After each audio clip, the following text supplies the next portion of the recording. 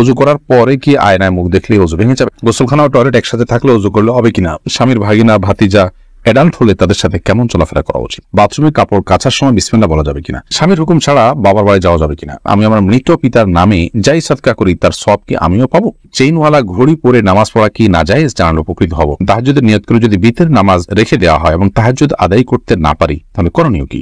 মহিলাদের নামাজরত অবস্থায় যদি আজান হয় তাহলে কি নামাজ পড়া চালু রাখা যাবে? আমার মেয়ের পেটে থাকা অবস্থায় মুখে একটি দাঁত উঠেছে, এটি কোনো ভালো লক্ষণ নাকি খারাপ লক্ষণ? গর্ভকালীন কোন আমল করলে নরমাল ডেলিভারি হবে? গোসলের পরে ভেজা চুল গামছা দিয়ে বেঁধে নামাজ আদায় করলে কি নামাজ হবে? প্রশ্নোত্তর আলোকিত ভবনে প্রবেশ করি। কাজী ফাতেমা আপনি লিখেছেন, মহিলাদের নামাজরত অবস্থায় যদি আজান হয় তাহলে কি নামাজ পড়া চালু রাখা যাবে? যাবে, কোনো অসুবিধা নেই। আজান হওয়া হলে নামাজ বন্ধ করে ফেলতে হবে, কোনো কথা নেই। আপনি নামাজ পড়ছেন, ইতিমধ্যে আজান শুরু হয়ে গেছে, আজান মুয়াজ্জিন সাহেব দিতে থাকুক, এদিকে আপনার নামাজ আপনি কন্টিনিউ করতে থাকেন, কোনো সমস্যা নেই। আপনি ফরহাদ হোসেন আপনি লিখেছেন, বাথরুমে কাপড় কাচার সময় বিসমিল্লাহ বলা যাবে কিনা? বাথরুমে কাপড় কাচার সময় বিসমিল্লাহ বলবেন, বিশেষ করে যখন কমরের সাথে আপনার ওই জায়গার পার্টিশন থাকবে। যদি পার্টিশন না থাকে তাহলে ওযুর সময় যেরকম মুখে বিসমিল্লাহ বলা নিষেধ, অনুচিত, মাকরুহ, ঠিক একইভাবে এখানে মুখে বিসমিল্লাহ বলবেন না, মানে বিসমিল্লাহ বলে কাপড় কাচবেন। এরপর আমির হামজা আপনি ইউটিউব চ্যানেলে আমাদের প্রশ্ন করেছেন, আমার মেয়ের পেটে থাকা অবস্থায় মুখে একটি দাঁত উঠেছে, এটি কোনো ভালো লক্ষণ নাকি খারাপ লক্ষণ? সন্তান গর্ভে থাকা অবস্থায় যদি মুখে দাঁত উঠে সেটা কোনো খারাপ বা ভালো লক্ষণ নয়। এটার ডাক্তারি কোনো ব্যাখ্যা আছে কিনা সে ব্যাখ্যা আপনি জানার চেষ্টা করবেন। এর বাইরে এটাকে অন্তত কুলক্ষণ মনে করার কোনো সুযোগ নেই, কারণ ইসলাম আসলে কোনো কুলক্ষণে বিশ্বাস করে না। মাইহামাদ আপনি লিখেছেন, গর্ভকালীন কোন আমল করলে নরমাল ডেলিভারি হবে? গর্ভকালীন সময় এরকম কোনো বিশেষ আমলের কথা কোরআন হাদিসে বলা হয়নি যে আমল করলে নরমাল ডেলিভারি হবে। তবে হ্যাঁ, গর্ভ যাতে নরমাল ভাবে হয়, অপারেশন করতে না হয়, সেজন্য আল্লাহর রহমতের কাছে আপনি সাধারণভাবে দোয়া করতে পারেন। আর দান এবং সাদাকা এটা মানুষকে কঠিন কোনো পরিস্থিতি থেকে উত্তরের পথ দেখায়, বিধায় এরকম পরিস্থিতিতে আপনি কিছু দান সাদাকা করতে পারেন এবং বিশেষভাবে ইস্তেগফার, দুরূদ সহ যে আমলগুলো বান্দার খুব কঠিন সিচুয়েশনে পড়লে আল্লাহ তাআলা তার জন্য বিষয়টিকে সহজ করেন, সে আমলগুলো আপনি বিশেষ করে করবেন। আল্লাহ তাআলার কাছে সাধারণভাবে দোয়া করতে থাকবেন। এছাড়া সুনির্দিষ্ট কোনো দোয়া বা আমল কোন হাদিস আমাদেরকে শেখায়নি যেটার মাধ্যমে নরমাল ডেলিভারি হবে। হুমায়ুন ইসলাম আপনি লিখেছেন, তাহাজ্জুদের নিয়ত করে যদি বিতের নামাজ রেখে দেওয়া হয় এবং তাহাজ্জুদ আদায় করতে না পারি তাহলে করণীয় কি?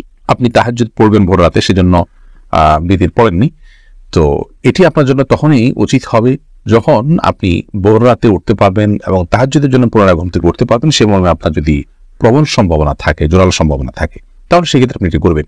আর যদি ভোর রাতে ওঠাটা আপনার রিস্কি থাকে, আপনি উঠতে পারবেন কিনা আদৌ নিজেও জানেন না, তাহলে সেক্ষেত্রে আপনার জন্য ভিতরের নামাজকে আপনার না পড়ে ভোর রাতের জন্য ফেলে রাখাটা উচিত নয়। আপনি ভোর রাতে উঠবেন সে প্রবল সম্ভাবনা ছিল, তারপরও আপনি উঠতে পারলেন না, এরকম যদি হয় তাহলে সেক্ষেত্রে আপনি এই ভিতরের নামাজ পরবর্তীতে পড়বেন। সেটা ফজরের আগে পড়তে পারেন অথবা পরবর্তীতেও পড়তে পারেন, কারণ ভিতরের নামাজ বিশুদ্ধ মত অনুযায়ী ওয়াজিব।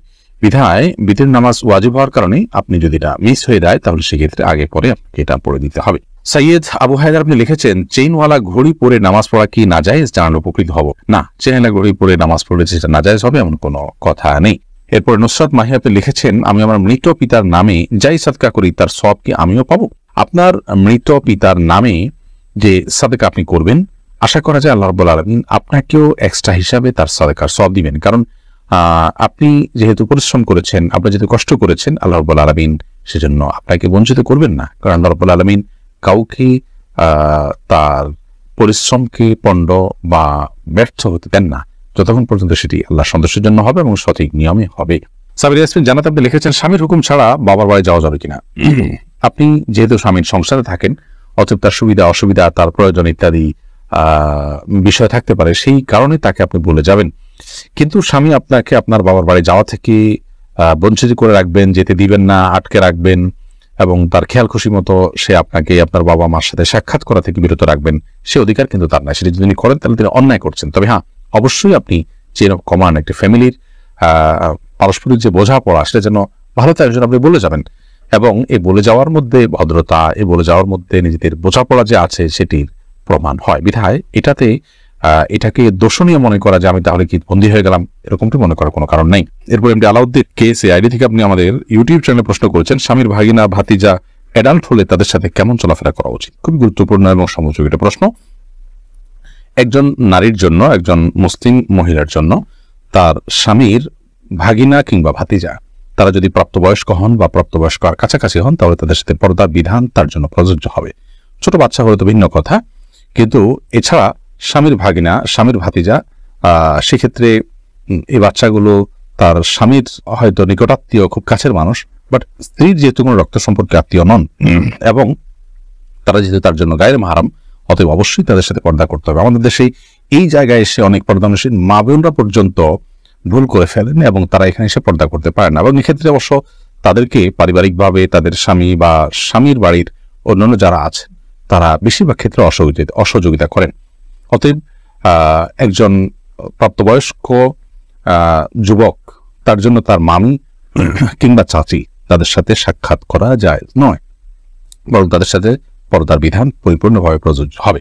এবং এই ব্যাপারে স্বামীর সহায়তা করা উচিত, স্বামীর পরিবারের লোকদের সহায়তা করা উচিত, এবং আমাদের মা বোনদেরও সচেতন সাবধান থাকা উচিত। আল্লাহ রাব্বুল আলামিন যাদের সাথে পর্দার বিধান রেখেছেন, যাদের সাথে পর্দার নির্দেশ করেছেন, তাদের সাথে পর্দার মধ্যেই কল্যাণ আছে, আর তাদের সাথে বেপর্দা হওয়ার মধ্যে অবশ্যই অকল্যাণ নিহিত আছে। এক এক সময় এক এক ঘটনা ঘটে, অনাকাঙ্ক্ষিত অনেক সমস্যা আমাদের সমাজে আমরা দেখতে পাই।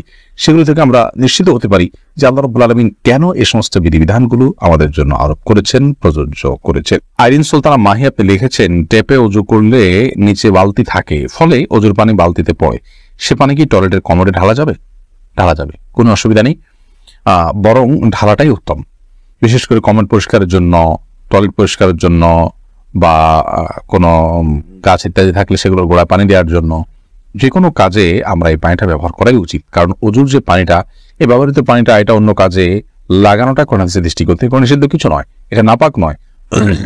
আর এটা আমরা হয়তো এটার মাধ্যমে পবিত্রতা অর্জন করতে পারবো না, কিন্তু অন্য যে কোনো কাজে আমরা ব্যবহার করতে পারবো। ধরুন কমোড পরিষ্কার করা কিংবা বাথরুমের ভেতরের অংশ পরিষ্কার করার জন্য পানি ঢালতে পারি, কোনো অসুবিধা নেই, কারণ এই পানিটা নাপাক নয়।